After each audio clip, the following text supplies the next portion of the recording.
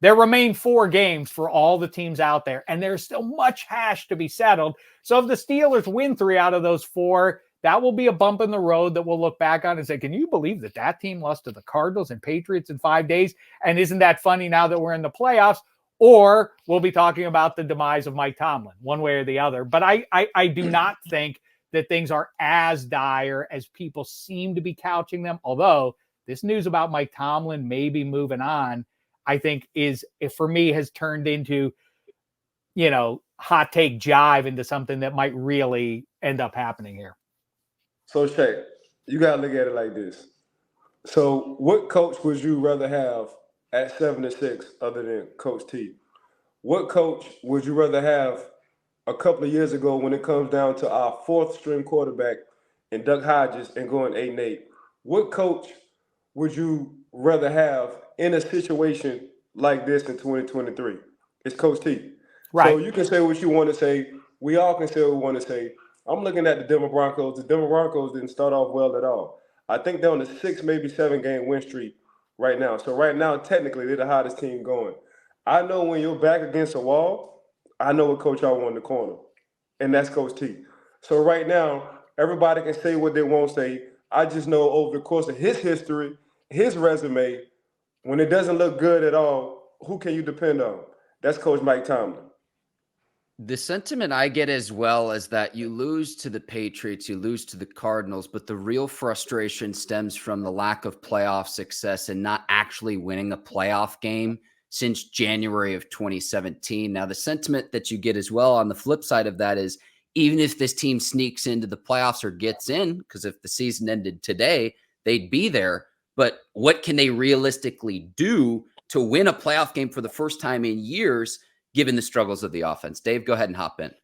Well, first of all, I think that overstatement, again, the thing you have to observe is get up at the 30,000 foot view and don't just look at the one team in the NFL. Look at all of it. Look at the defending champs with the greatest player in the history of people and Andy Reid and all that. They've lost 5 games themselves. Who's so scary that everybody keeps declaring, like, don't matter if they even get into the playoffs because he's going to get whipped anyway by whoever's. Who do you think is that team?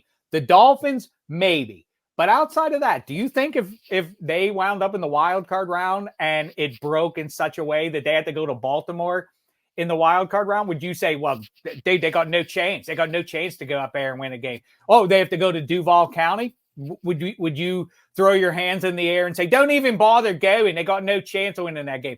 Who is the team that scares everybody so much that the Steelers would have no chance? The only way you could come to that conclusion is by only watching the Steelers, when in fact the reality is everyone, because defense is kind of winning in the ebb and flow. Defense is figured out a couple of years ago, which informed the Chiefs moving on from Tyreek Hill. We can't just throw the ball over everybody's head anymore. The defenses have figured that out.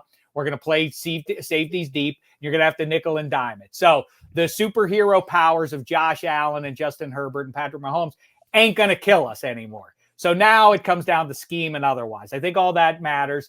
And I think the Steelers could make some hay if they just get into the tournament. The problem is the glass half empty view is this. And to his credit, and I'm with Ike 100%. Ike has said that to me repeatedly in a number of situations, like, oh no, the Steelers definitely win in this spot with their backs to the wall. When you have no hope, Ike will provide it for you and tell you, like, this is the kind of game Tomlin wins. And then he ends up being right about that's the kind of game Tomlin wins more often than not, or a large percentage of the time. Roethlisberger gets hurt in week 2 against Seattle now, 4 years ago is? I don't even remember how many years it was. A lot of franchises throw their hands into the air. Okay, our Hall of Fame QB is at the end of the line. We have to go back to 0, get the next franchise QB and go from there. The Steelers, I said 30,000 foot view, so let's fuel the plane in the air. That's what the Steelers did. They did not bottom out. They didn't go 3-13 at any point as they transitioned. In the Duck Hodges, Mason Rudolph year, they just about got into the playoffs. They have continued to have winning records and to make the playoffs in some of those years and make some hay and be relevant when most other teams would have bottomed out. There are some people that in hindsight will tell you, they would have been better off if that would have happened. Who would they have gotten, though? The math of who they could have landed gets murky about what would have happened had they really, landed in the top 5 of the draft. That's not the Steelers' way, and it's to their credit. I have some real concerns about Mike Tomlin coming back, and I know the whole discussion is all about from the media and the fans, and they're feeling it right now with their fire Matt candidate chance and all that. I think it's dorky. You can do what you want. Your First Amendment rights are good with me. Go say whatever you want, but don't expect me not to laugh at you if you're a grown-up chanting fire a grown-up out in a public space. You're dorky, but you're allowed to say whatever you want. I'm saying this. The idea that the Steelers want to move on from Mike Tomlin, what about Mike Tomlin maybe wanting to move on from Pittsburgh, PA, and coach another pro football team? How say you? I mean, I think Rich Eisen said it last week. Like, the Steelers fans got to be crazy. If y'all don't think if Coach T, if Pittsburgh wanted to part ways with Coach T, I get whether it's TV or whether it's coaching again. Coach will have a job in a New York minute. Okay, but that doesn't mean that you have to keep somebody because he might get hired somewhere else. That's not the reason. Who would you go? If you're gonna tell me this, Shaq, you got to give me at least 3 names. I am not saying that they have to get. I'm not saying they should. No, I'm not saying you're saying that. I'm just saying if they that's do my want to question part always. ways with Coach T, if they do want to part ways with Coach T, I need at least 3 legit names that you think that can come in. I agree with you about that. People always are real glib about like fire that guy, get rid of this one. For what? For who? I mean, like, what's your solution? If you don't have the when people say like, dude, they gotta get rid of Kenny Pickett, he's a bum. Okay, what's your solution to that between now and the start of 2024? Like, dude, it's not that hard. You see Will Levis out there for Tennessee. They just draft the guy in the second round. Like, just draft anybody. They should just draft the quarterback if he's on the board. Like, do you care who he is? They just get a new QB in there. Get somebody. Like, that's not going to work like that. They're not just going to. It's a little bit easier to. That's exactly right. Right. It's a little easier to change players. It's not that easy to change a coach, especially a Hall of Fame coach, future Hall of Fame coach. So.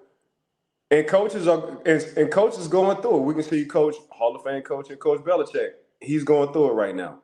He's going through it. Some coaches, you just gotta let them go on their time, and don't listen to the outside noise. And that's one thing I can say about the organization. They don't never listen to the outside noise. They dictate. They don't let people dictate into their decision making. Good. I like to hear that. I do not want somebody who's putting their finger in the air to read what the fans are saying. I know people like that, and you can feel that legitimately. I can feel it from here in Los Angeles. There is some real momentum in Pittsburgh that's turning it into Philly or Boston or New York, where we can boo people out of town and everything. Like, you don't want to be that Pittsburgh. You don't want your owner and decision makers listening to the fans every week. Like, what should we do, everybody? We don't know. That's not the way to operate. The way the Steelers have operated is ugly as this season has looked. We're still the 7th seed at 7-6. As ugly as the season has looked. So you can say what you want to say. We still got life. Like, I think back when we had John McClain on, and he's covered the league for almost 50 years. And I think this was probably about a year ago. And he was like, if the Steelers ever parted way with Tomlin, he'd be hired on the same day by sundown. Man, listen. When I was with the network, Shaq knew this. They couldn't wait for Coach T to retire. And I can only imagine the Amazons, the ESPNs, the NFL networks, and I'm talking at least 15 to 18 a year. Off the rip with Coach T. So, and money ain't the issue. So when money ain't the issue for Coach T, because he's been making a lot of money for a long time, he's just passionate, and I see it up close in person.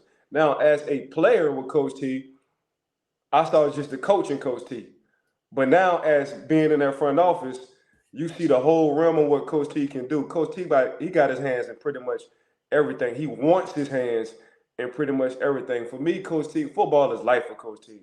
My personal opinion, other than supporting his kids in college, if Coach T wasn't the head coach for the Pittsburgh Steelers, I don't know what Coach T would do.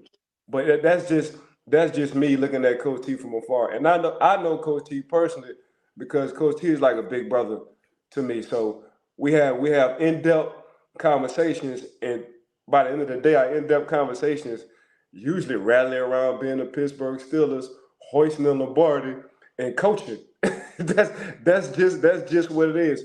We can go off script, and we can talk about our kids, we can talk about what they're doing, but for some reason, it just come back around to being a Steeler and him coaching.